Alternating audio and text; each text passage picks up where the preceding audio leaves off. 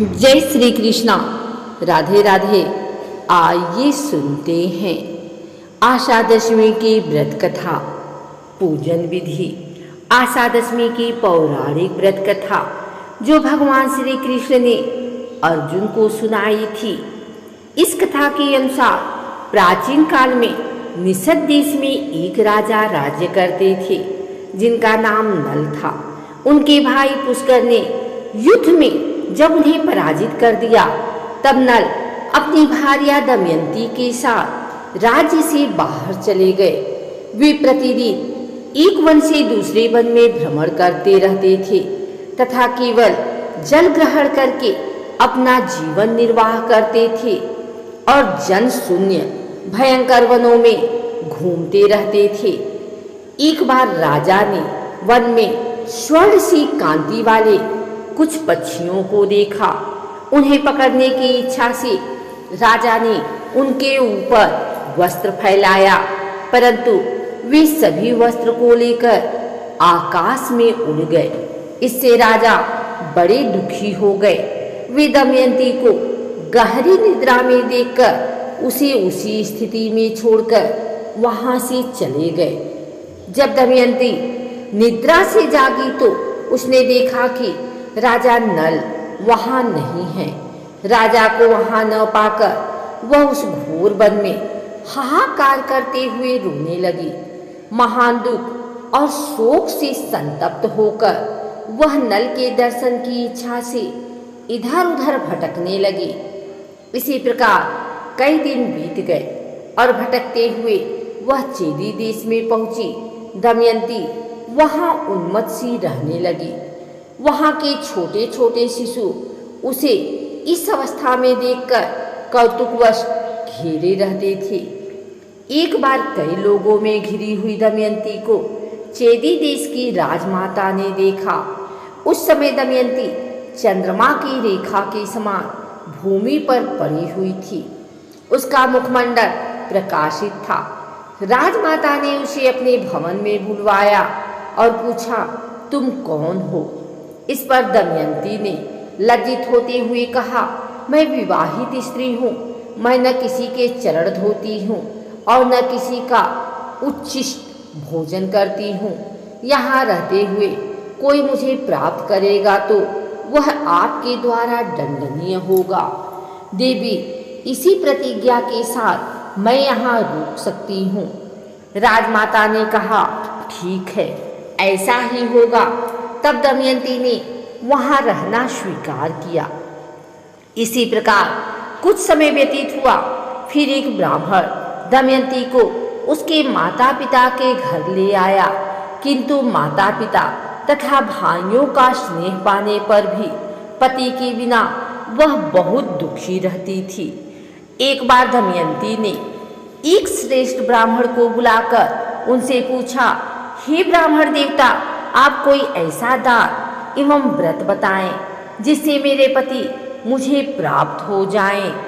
इस पर उस ब्राह्मण ने कहा, तुम मनोवांछित सिद्धि प्रदान करने वाले आशा दशमी व्रत को करो। तुम्हारे सारे दुख दूर होंगे तथा तुम्हें अपना खोया पति वापस मिल जाएगा। तब दमयंती ने आशा दशमी व्रत का अनुष्ठान किया और इस व्रत के प्रभाव से दमयंती ने अपने पति को पुनः प्राप्त किया और हंसी खुशी से अपना जीवन व्यतीत किया और मोक्षधाम को प्राप्त हुई। आशा दशमी व्रत का प्रारंभ महाभारत काल से माना जाता है। यह व्रत किसी भी मास के शुक्ल पक्ष की 10वीं तिथि से आरंभ किया जा सकता है। यह व्रत करने से मनुष्य के जीवन की सभी आशाएं पूर्ण होती हैं। जीवन की समस्त आशाओं को पूर्ण करने वाला यह है आशा दशमी व्रत। कितने समय करें? यह व्रत 6 माह, 1 वर्ष अथवा 2 वर्षों तक करना चाहिए। व्रत कैसे करें? दशमी के दिन प्रातः नित्य कर्म स्नान आदि से निवृत्त होकर देवताओं का पूजन करके रात्रि में पुष्प, अलक तथा चंदन आदि से 10 आशा देवियों की पूजा करनी चाहिए। इस दिन माता पार्वती का पूजन किया जाता है। इस व्रत को करने वाले हर मनुष्य को आंगन में 10 दिशाओं के चित्रों की पूजा करनी चाहिए। 10 दिशाओं के अधिपतियों की प्रतिमा, उनके वाहन तथा अस्त्र शस्त्र से सुसज्जित कर 10 दिशा देवियों के रूप में मानकर पूजन करना चाहिए। इसके पश्चात निम्न प्रार्थना करनी चाहिए, यानी हे आशा देवियों, मेरी सारी आशाएं, सारी उम्मीदें सदा सफल हों, मेरे मनोरथ पूर्ण हों, मेरा सदा कल्याण हो, ऐसा आशीष दे। तत्पश्चात ब्राह्मण को दान दक्षिणा देने के बाद प्रसाद स्वयं ग्रहण करना चाहिए। इसी तरह तब तक हर महीने इस व्रत को करना चाहिए जब तक आपकी मनोकामना पूर्ण न हो जाए। आशा दशमी का व्रत करने से सभी आशाएं पूर्ण होती हैं। इस व्रत के पीछे यह धार्मिक मान्यता है कि कोई भी कन्या इस व्रत को करने से श्रेष्ठ व्रत प्राप्त कर सकती है। अगर किसी स्त्री का पति यात्रा प्रवास के दौरान जल्दी घर लौटकर नहीं आता है, तब सुहागन स्त्री इस व्रत को करके अपने पति को शीघ्र प्राप्त कर सकती है।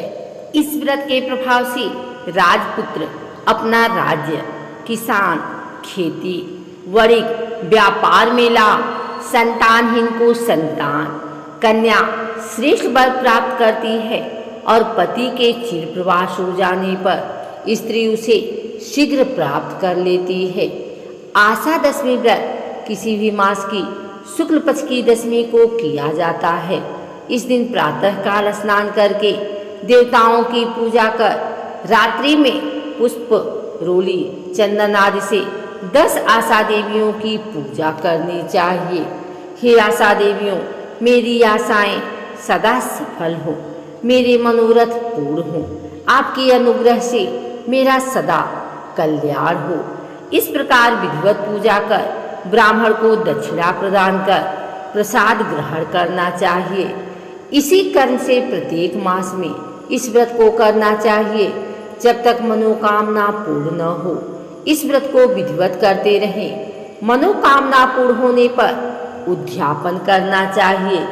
उद्यापन में आशा देवियों की सोने, चांदी अथवा पिष्टा तक से प्रतिमा बनाकर घर के आंगन में उनकी पूजा करके ऐन्द्रिय, आग्रेयी, याम्या, नैऋति, वारुणी, वालव्या, सौम्या, ऐशनी, अध तथा ब्राह्मी, इन 10 आशा देवियों से अभीष्ट कामनाओं की सिद्धि के लिए प्रार्थना करनी चाहिए। साथ ही नक्षत्रों, ग्रहों, ताराग्रहों, नक्षत्रों, मार्तिकाओं, भूत प्रेत, विनयकों से भी अभीष्ट सिद्धि के लिए प्रार्थना करनी चाहिए। पुष्प, फल, धूप, गंध, वस्त्र आदि से उनकी पूजा करनी चाहिए। सुहागिन स्त्रियों को नृत्य, गीत आदि के द्वारा रात्रि जागरण करना चाहिए।